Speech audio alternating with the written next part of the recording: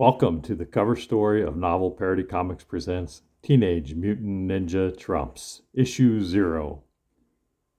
By cover story, I mean the behind-the-scenes look at the design and creation of the comic book's beautiful wraparound cover. Bursting with patriotism, vibrant colors, light and shadow, jam-packed with characters and creatures, dangerous weapons, and supernatural lighting. It's a lot, and it took a lot to make it. You're in for a great show. And I'm the right one to tell you about it. I'm Stephen Kruger, publisher at the world headquarters of Novel Parody Comics. Which is to say, I'm a guy making this book as a hobby in my spare time. It's me, myself, and I. I don't have a budget for anything, but I have a personal passion for making sequential art. Hopefully you'll get a kick out of what I am doing. I had to begin with the now legendary cover of the very first issue of Teenage Mutant Ninja Turtles. Also self-published, Kevin Eastman and Peter Laird started Mirage Studios in May of 1984. They intended it as a one-shot parody, but it exploded in popularity. The initial print run, 3,275 copies. Indie comic book publishers today would love to sell that many books. But in 1984, printers required 3,000 copy print runs or more as a minimum. It was a different world. All the copies that Eastman and Laird printed sold out quickly through mail order and comic shops after promotion in the newspaper Comics Buyer's Guide. The format of their comic was oversized, kind of magazine style. It's black and white. Interior was on newsprint, and the cover had red spot ink on it. Not even full cover. And the cover price on the book, $1.50. The contents of the book was the original story and the first appearance of the Teenage Mutant Ninja Turtles. Leonardo, Donatello, Raphael, Michelangelo, Master Splinter, Shredder, and the Foot Clan. High demand after the franchise boom, cartoons, toys, movies, has generated multiple later printings. 2nd through 6th exist. And many counterfeits, so authentication is critical if you're looking at buying one of these original copies of the Teenage Mutant Ninja Turtles. Every indie comic creator admires and aspires to create something with just a fraction of this turtle power. My initial sketch has the Ninja Trumps on a rooftop similar to the New York scene on the first Turtles cover. The New York scene is going away as the Ninja Trump action happens in Florida. At this time, I'm ready to begin giving some of form and shape to the figures. Using neutral gray tones, I'm working on multiple layers for each character, and the goal is to get the pose and the dimensions the best I can. Then the weapons are added, each in its own color, using different layers for the limbs, torso, and weapons allows me to move them around and adjust things. Once things are headed in the right direction, I began working on the line work. I did these steps with each of the Ninja Trumps, refining the illustration as I went, keeping each character on their own layer so they can be moved and adjusted. With the 4 teenagers well defined, I began sketching the rest of the cover. There has to be Florida sunshine, and Rabbi Ribbit is there happy with his students. The back cover becomes the home of the villains, Soros in the top left corner. In the center will be the Deep Stater. The bottom of the back cover will feature Dr. Fauci and the Mad Tranny. Before the layout is done, I want to add some patriotic flair. The flag and the American eagle. The vision is coming together, but it's not complete, not without the real star of this comic book, the red pill. Things will move a little and adjust a little. Now the real fun begins with colors. The The sky background has to be dramatic. Yes, beautiful Florida sunshine, but there are dark clouds, even dark storms brewing. Time for the New York roof to go bye-bye. I photo bashed this Spanish-style red clay roof tile. These tiles are traditionally made from natural clay and fired in a kiln, giving them their signature red color and durability. I extend a lot of time and effort adjusting this roof to fit the scene. It really sets the setting for this moment taking place in Florida. I then take some of the background elements like the flag, the red pill, and the American eagle. You will recognize the eagle from the front of the We the People Mechanics garage on page 18 of the comic book interior. Notice that I'm doing my art in separate files and importing them into this much larger cover file, like the American eagle and the trio of villains. The gray background is erased and I have an image on its own layer that I can move and adjust as needed. And it's high gear time. This is the time lapse of the Deep Stater art. I import the sketch into a new file that's smaller than the wraparound cover file.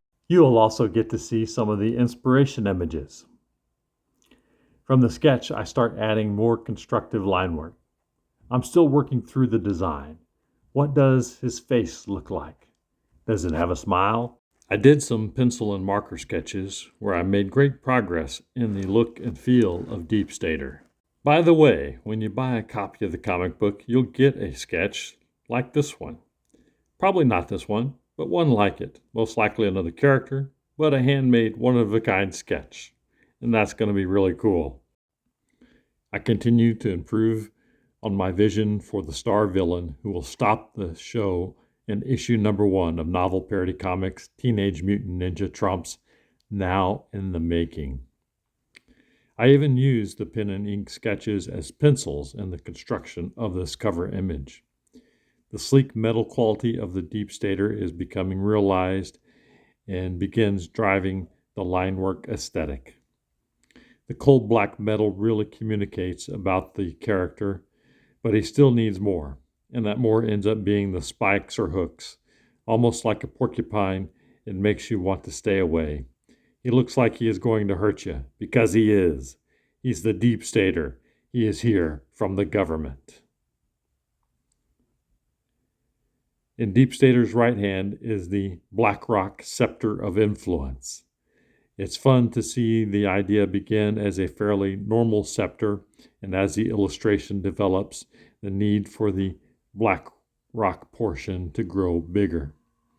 It needs to impose its presence on the rest of the illustration. To begin the coloring process, I put down 40% yellow. This is the side of the subject closest to the sunshine. It will just be a highlight in the finished render, followed by a layer of white to further define the highlights. After this, we begin coloring the metal. I am using a light gray. The metal will be a shiny black look, but I want to build to that, and I want the yellow to not bleed into the black colors. Before getting to the darker colors of the black metal, I work on the joints that have a wire-looking material. It is made with a infinite painter brush that makes the texture as painting. It's very satisfying to work with. An Infinite Painter is a great painting program. Our time-lapse jumps to the finished colors on Deep Stater. The effect of the black shiny metal is achieved with gradient painting and filter shifting layers. I am linking the tutorial I followed in the descriptions. I'm very happy with this effect. For the Ninja Trumps, each is refined and colored in separate files and then imported to this file for their own layer. Mike and Raph are quick. With the file on Don, I will share the process. The sketch is imported to its own file and enlarged. With much of the construction done, I am creating a inking layer at this point. A huge strength of digital inking is that you can do full inking of part of the image and always go back and erase part you don't want or need. Dawn is challenging at this point because I want her to be strong and formidable, in other words, muscular, but I don't want her to be manly. It's a tough balance to strike. I look at many classic comic book artists and the women they draw, and they're very feminine. Many of them don't look like they can hold their own in the battles they face, but they do. Hey, that's comic books. A similar coloring strategy is used here, starting with 40% yellow for highlighting, followed with a white layer to create separation between the yellow and subsequent colors, like the blue of the uniforms. The Ninja Trumps uniform is black, but I didn't want it to look dull or gray. Or worse, a muddy brown. I went with this blue to indicate a deep, vibrant black. The material is a bit reflective, but not shiny. I want them to look somewhat practical, but not classical baggy ninja tunics. Superhero-like. It's going to get more and more fantastical as the story progresses. I photobash a wood texture for the bow staff. I like the look and feel of it. It gives the staff. Go ahead and insert your wood joke here. Dawn is completed and imported to the wraparound cover file for placement.